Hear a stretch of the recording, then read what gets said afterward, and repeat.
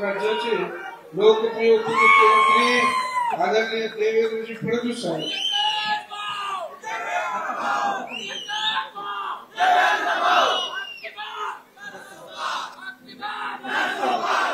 भारत माता की, भारत माता की, छत्रपति शिवाजी महाराज की, धर्मवीर छत्रपति संभाजी महाराज की, जय श्री राम, जय जय श्री राम।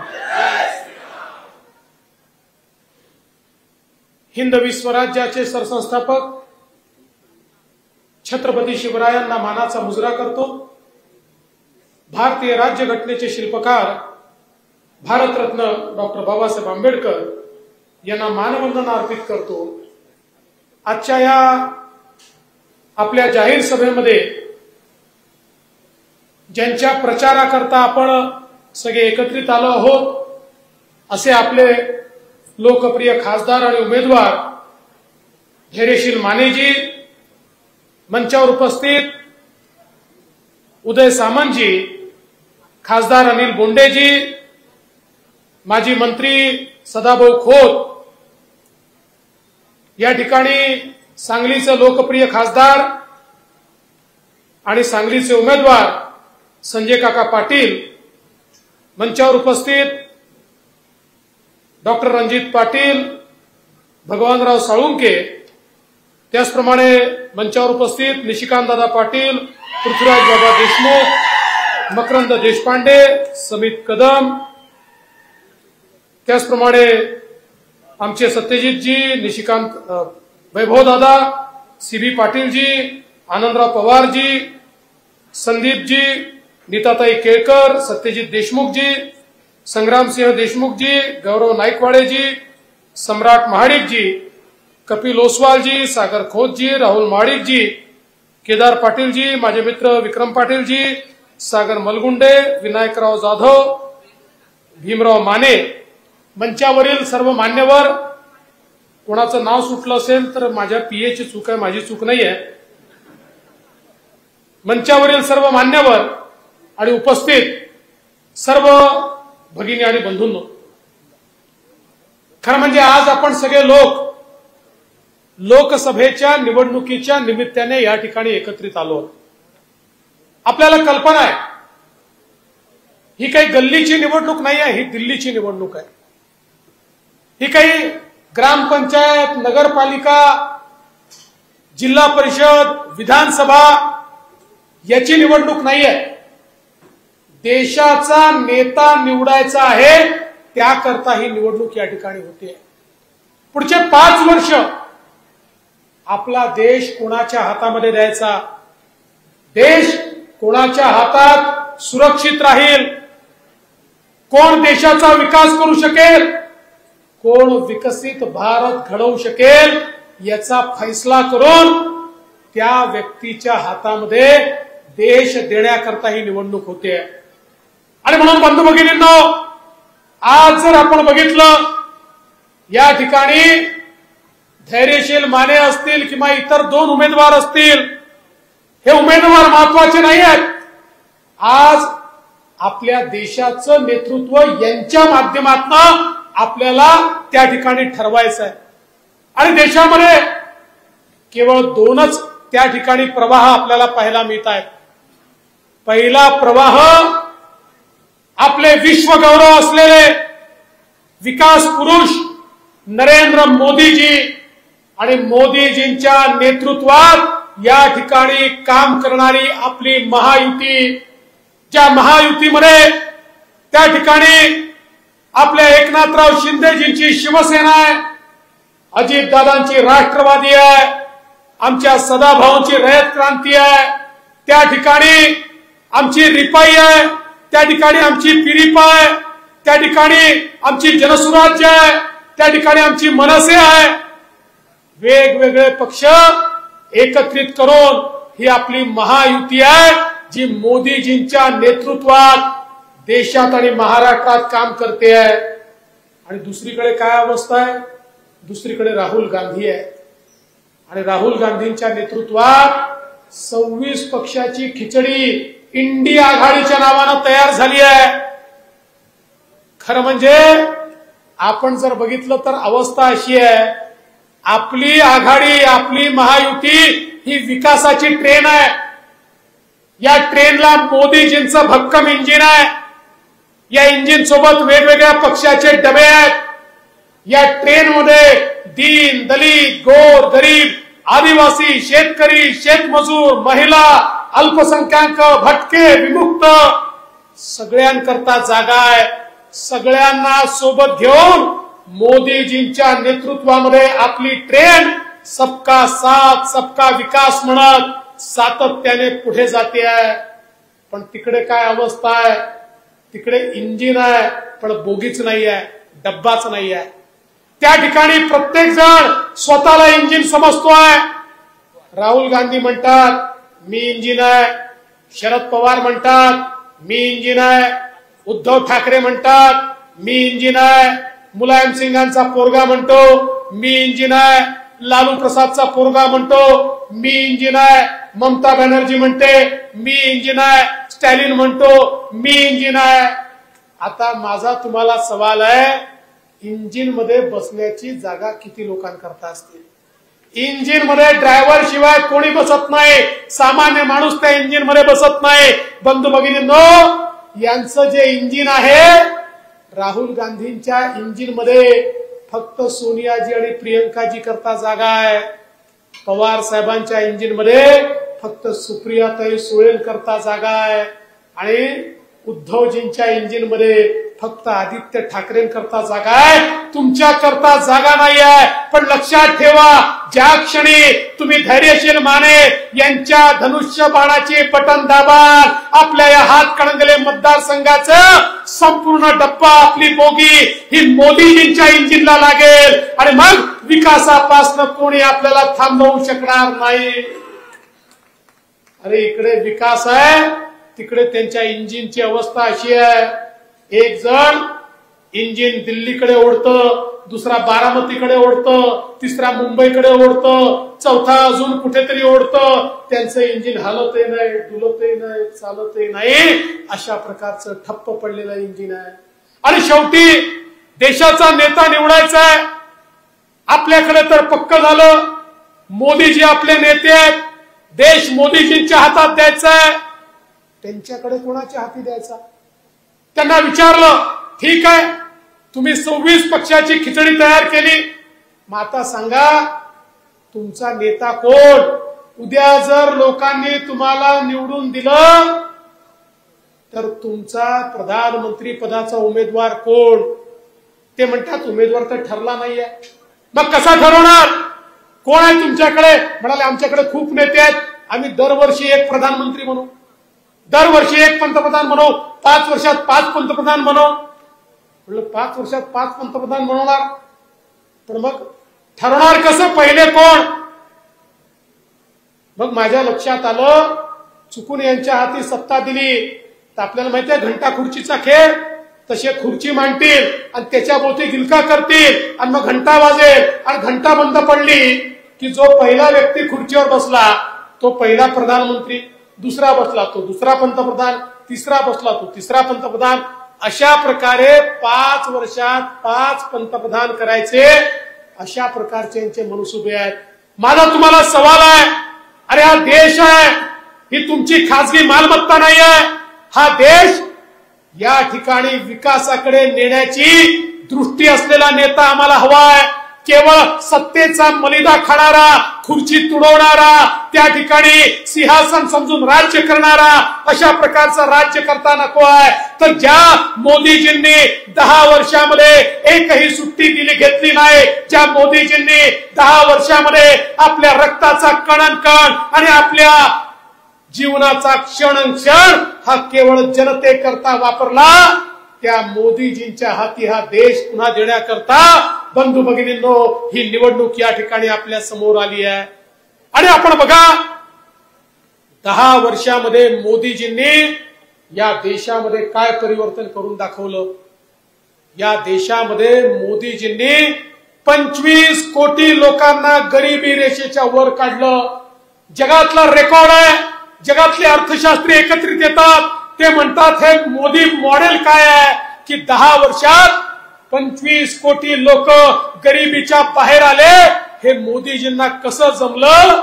बंधू भगिनींनो, कारण मोदीजींनी या देशातला भ्रष्टाचार बंद केला.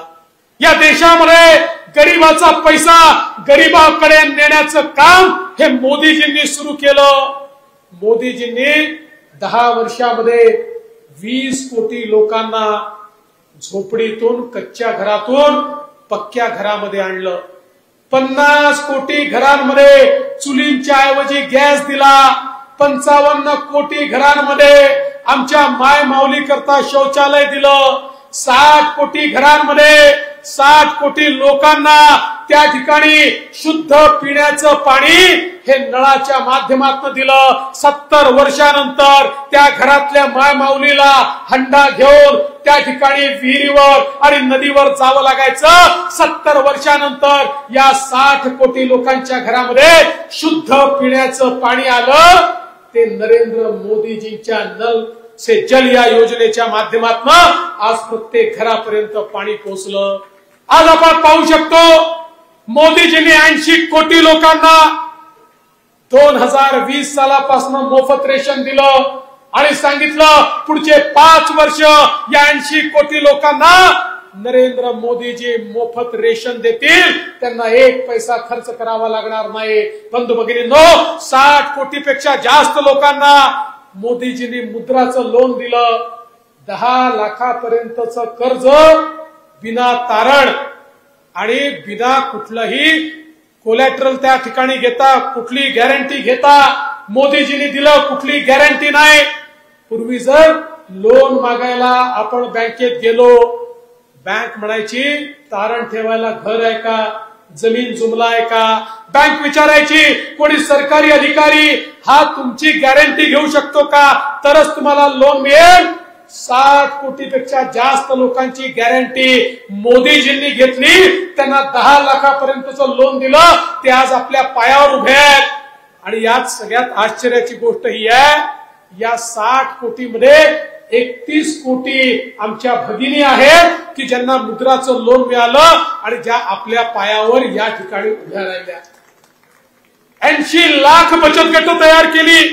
80 लाख बचत गटांना 8 लाख कोटी रुपये मोदीजींनी दिले आणि या माध्यमातून 10 कोटी महिलांना आपल्या पायावर मोदीजींनी उभं केलं. त्यापैकी 3 कोटी महिला मोदीजी लखपती दीदी बनवणार आहेत. 1 कोटी महिलांना लखपती दीदी बनवलेला आहे. अजून 3 कोटी महिलांना लखपती बनवणार आणि हळूहळू या सगळ्या 10 कोटी आमच्या महिलांना लखपती दीदी बनवण्याचा निर्णय हा मोदीजींनी घेतलाय. कारण मोदीजी म्हणतात जोपर्यंत आपण महिलांना देशाच्या मुख्यधारेत आणणार नाही, विकसित भारताचं स्वप्न पूर्ण होऊ शकत नाही. मोदीजी म्हणतात एक पुरुष आपल्या पायावर उभा राहिला तर फक्त पुरुष पायावर उभा राहतो आणि महिला पायावर उभी राहिली तर संपूर्ण परिवार पायावर उभा राहतो. आणि म्हणून महिलांना आपल्या पायावर उभं करण्याचं काम या देशामध्ये मोदीजी करतायत. आता तर मोदीजींनी सांगितलं बचत गटांनी तयार केलेल्या वस्तू असतील, airport, railway station, bus station, सरकारी जागा, सगळीकडे त्यांच्याकरता जागा आरक्षित असेल, त्यांचे प्रोडक्ट त्या ठिकाणी विकले जातील आणि आमच्या महिलांच्या हाताला काम देणं हा मोदीजींचं त्या ठिकाणी ध्येय आहे. बंधू भगिनींनो, सामान्यातल्या सामान्य माणसाचा विचार मोदीजींनी केला. आमच्या अनुसूचित जातीच्या तरुणाई करता मोदीजींनी स्टँडअप सारखी योजना तयार केली. प्रत्येक बँकेच्या प्रत्येक ब्रांचला अनुसूचित जातीचा उद्योजक तयार करावाच लागेल हे मोदीजींनी सांगितलं, नाहीतर तुमचं लायसन्स रद्द होईल म्हणून सांगितलं. आज देशामध्ये अनुसूचित जातीचे लाखो तरुण त्या ठिकाणी उद्योजक झाले ते मोदीजींच्या स्टँडअपच्या योजनेतून. आजपर्यंत आमच्या 12 बलुतेदारांच्या संदर्भात, पारंपरिक व्यवसाय करणाऱ्यांच्या संदर्भात कुठल्याच पंतप्रधानांनी विचार केला नव्हता. गाव गाड्याचं काम करणारे 12 बलुतेदार, पारंपरिक व्यावसायिक जे खऱ्या अर्थानं गावाचं अर्थकारण चालवतात, हे आमचे पारंपरिक व्यावसायिक यांचा विचार कधी झाला नव्हता. मोदीजींनी त्यांच्याकरता विश्वकर्मा सारखी योजना तयार केली. 14,000 कोटी रुपये त्याला दिले आणि सांगितलं त्यांचा पारंपरिक व्यवसाय, त्या व्यवसायामध्ये आधुनिकता आणण्याकरता त्यांना पैसा दिला पाहिजे, त्यांना प्रशिक्षण दिलं पाहिजे, त्यांच्या येणाऱ्या पिढ्यांना तो व्यवसाय वाढवता आला पाहिजे, याकरता विश्वकर्मा सारखी योजना माननीय मोदीजींनी या ठिकाणी आणली। बंधू भगिनींनो, समाजातल्या प्रत्येक घटकाकरता मोदीजींनी काम केलं।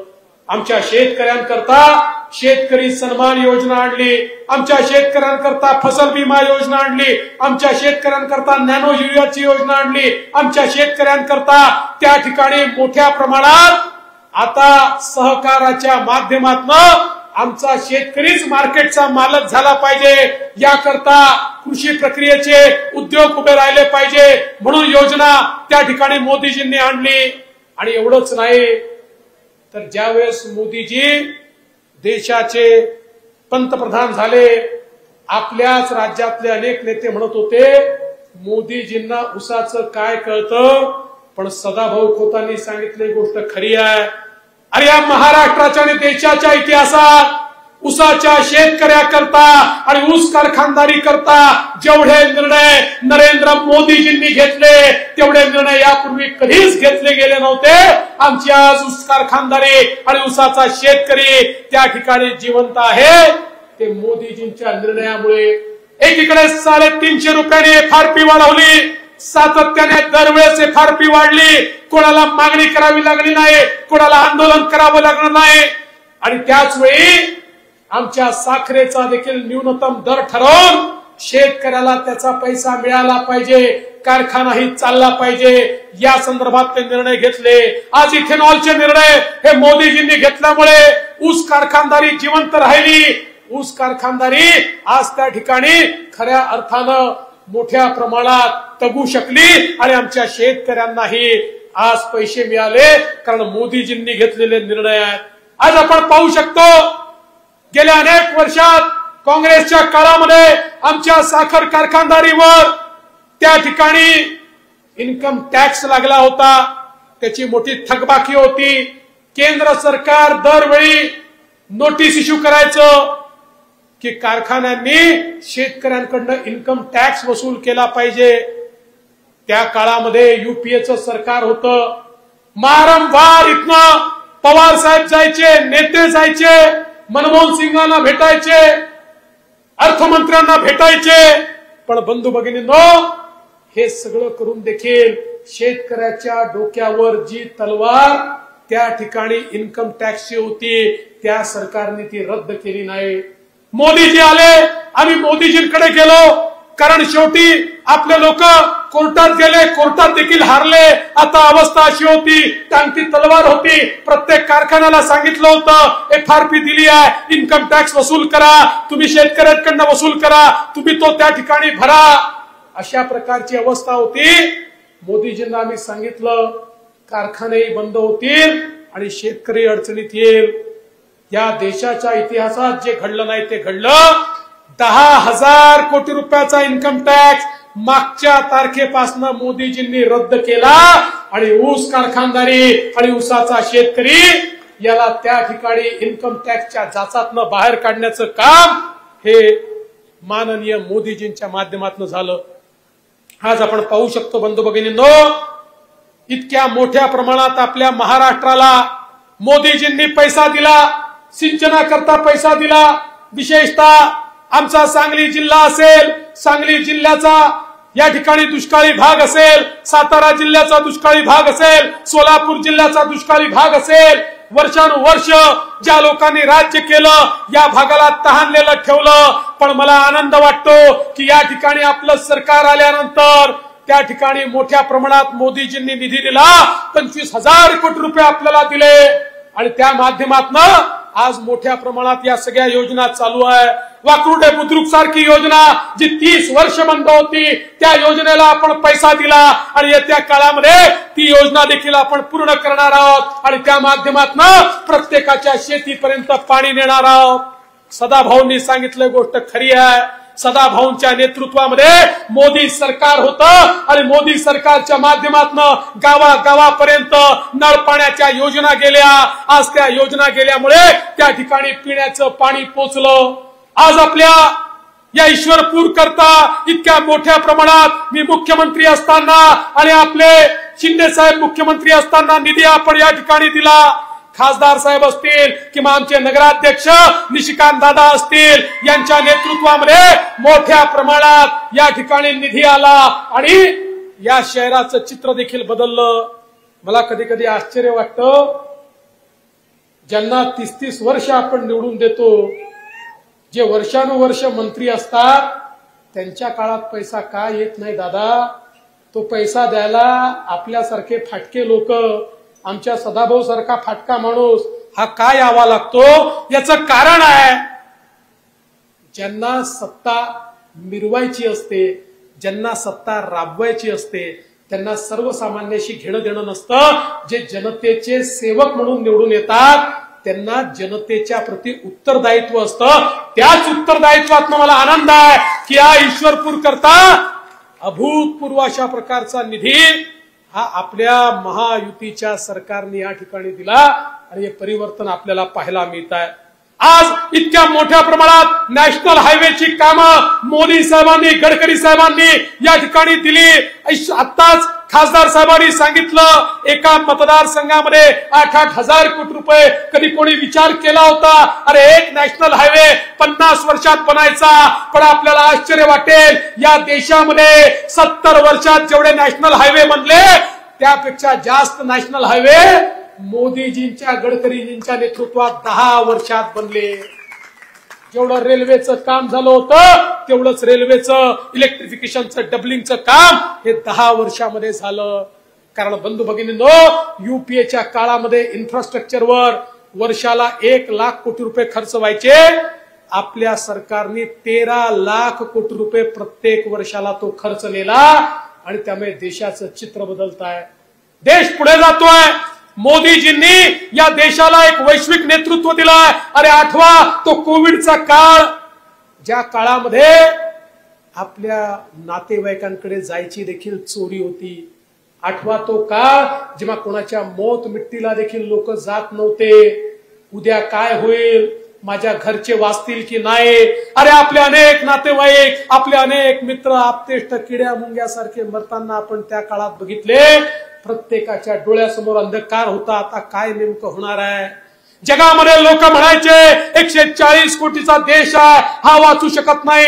40-50 कोटी लोक या ठिकाणी मृत्युमुखी पडतील, या देशाला कोणी वाचवू शकत नाही। जगामध्ये केवळ 4 देशांनी कोविडची लस तयार केली होती। जुना अनुभव होता, जुन्या काळामध्ये ज्या वेळी महामारी आली, भारताला किमान 30 वर्षांनी लस मिळाली, हजारो भारतीय मेले, हा इतिहास पाहिला होता। आणि अशा परिस्थितीमध्ये त्या 4 देशांना वाटायचं भारत आमच्याकडे येऊन भीक मागेल आणि मग आम्ही त्याला त्या ठिकाणी काही लसी देऊ, मोठा माल कमवू, खूप पैसा कमवू, अशा प्रकारचे त्यांचे मनसुबे होते। पण या देशामध्ये एक संवेदनशील प्रधानमंत्री होते, ज्यांच्यामध्ये पौरुष होतं, ज्यांच्याकडे कर्तृत्व होतं। त्या प्रधानमंत्र्यांनी देशातल्या शास्त्रज्ञांना एकत्रित केलं, त्यांना सांगितलं तुम्हाला काय रिसोर्स पाहिजे सांगा, मी देतो। काय त्या ठिकाणी तुम्हाला सगळ्या गोष्टी पाहिजे त्या मी देतो, पण याच देशात लस तयार झाली पाहिजे। आणि मोदीजी त्या ठिकाणी उभे राहिले आणि मोदीजींनी आपल्याच देशामध्ये कोविडची लस तयार करून घेतली आणि 140 कोटी लोकांना 2 वेळा ती मोफत लस टोचण्याचं काम मोदीजींच्या नेतृत्वात झालं। मिळाली ना तुम्हाला लस? सांगा मिळाली का? मिळाली का? कोणाकोणाला मिळाली? हात वर करा। कोणाला 1 पैसा द्यावा लागला? सांगा द्यावा लागला? मोदीजींनी प्रत्येक भारतीयापर्यंत लस नेली, ती लस आली, ती आपल्याला मिळाली म्हणून आपण जिवंत राहिलो, म्हणून आपण आज या ठिकाणी एकत्रित आहोत। जर ही लस मिळाली नसती आपली काय अवस्था झाली असती? बंधू भगिनींना एवढंच नाहीये, मी मॉरिशस नावाच्या देशात गेलो होतो, आपल्याकरता अभिमानाची गोष्ट आहे। छत्रपती शिवरायांच्या पुतळ्याचं तिथे उद्घाटन होतं, तिथल्या मराठी मंडळींनी पुतळा लावला होता, पुतळ्याचं उद्घाटन केलं आणि मॉरिशसच्या राष्ट्रपतींकडे मी गेलो। आफ्रिकन ओरिजिनचे ते राष्ट्रपती होते, त्यांना भेटायला गेलो. ते म्हणाले, फडणवीसजी तुम्ही मोदी साहेबांना माझा धन्यवाद सांगा. मी म्हटलं कशा करता धन्यवाद? म्हणाले मोदीजी होते म्हणून मॉरिशस वाचलाय, मोदीजींनी आम्हाला लस दिली त्यामुळे आज मॉरिशस जिवंत आहे. मोदीजी नसते तर मॉरिशस जिवंत राहू शकला नसता. केवळ मॉरिशस नाही, 100 देशांना मोदीजींच्या नेतृत्वात आपण लस दिली. आज ते 100 देश भारताच्या पाठीशी खंबीरपणे उभे आहेत आणि सांगतात आमचा नेता कोणी असेल तर तो नरेंद्र मोदी आहे. आता केवळ एका भारताचे नाही, 100 देशांचे नेते हे मोदीजी त्या ठिकाणी झाले आहेत. आणि बंधू भगिनींनो, हा जो मजबूत भारत आहे, ज्या भारताची अर्थव्यवस्था 11व्या क्रमांकावर मोदीजींनी 5व्यावर आणली आणि आता लवकरच 3री जगातली सगळ्यात मोठी अर्थव्यवस्था आपला भारत होणार आहे. काही लोक मला विचारतात अर्थव्यवस्था मोठी झाली म्हणजे काय होईल, 3री झाली म्हणजे मला काय फायदा मिळेल? अर्थव्यवस्था मोठी होते तर संधी तयार होते, अर्थव्यवस्था मोठी होते रोजगाराची निर्मिती होते, अर्थव्यवस्था मोठी होते रस्ते पूल पाणी इन्फ्रास्ट्रक्चर तयार होतं, अर्थव्यवस्था मोठी होते गरीब कल्याणाचा अजेंडा चालतो, अर्थव्यवस्था मोठी होते उद्योगधंदे उभे होतात, अर्थव्यवस्था मोठी होते संरक्षणावर पैसा खर्च होतो, अर्थव्यवस्था मोठी होते एक मजबूत देश तयार होतो.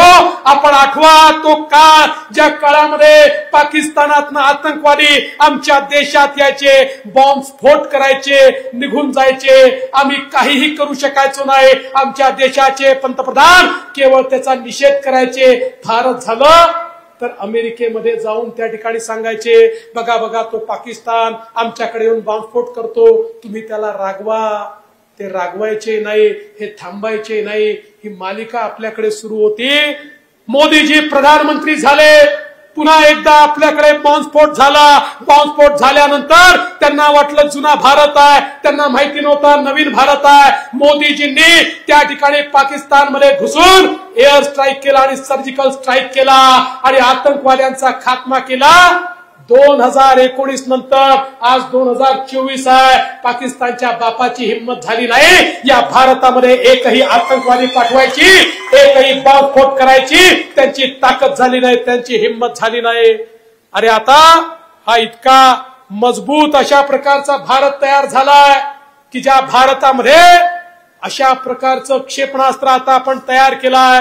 7,000 किलोमीटर दूर कुठेही शत्रूचं ठाणं असेल तर भारतातनं आपलं अग्नी मिसाईल त्या ठिकाणी ते ठाणं मोडू शकतं. आणि म्हणून आता चीन देखील आपल्याकडे वाकडी नजर करून पाहू शकत नाही.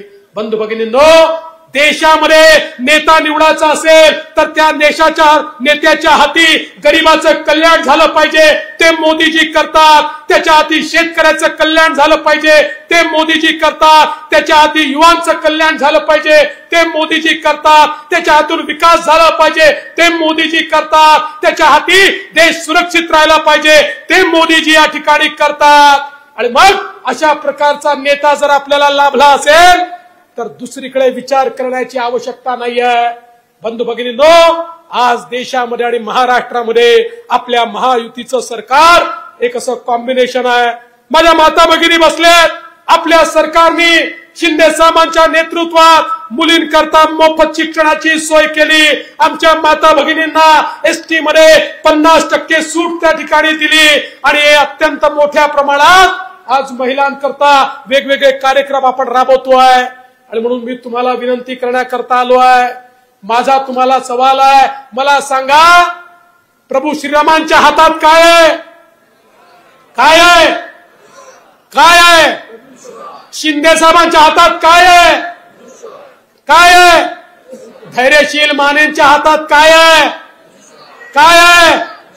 आणि या मतदारसंघामध्ये मोदीजींच्या हातात काय आहे? काय आहे? मग धनुष्य बाणाची बटन दाबली की धैर्यशील मानेंना मतदान मिळतं आणि ते मतदान दिल्लीला थेट मोदीजींना मिळतं. मोदीजींना तिसऱ्यांदा प्रधानमंत्री करण्याकरता धैर्यशील मानेंना निवडून द्या एवढीच विनंती करतो आणि माझं बोलणं संपवतो. जय हिंद, जय महाराष्ट्र.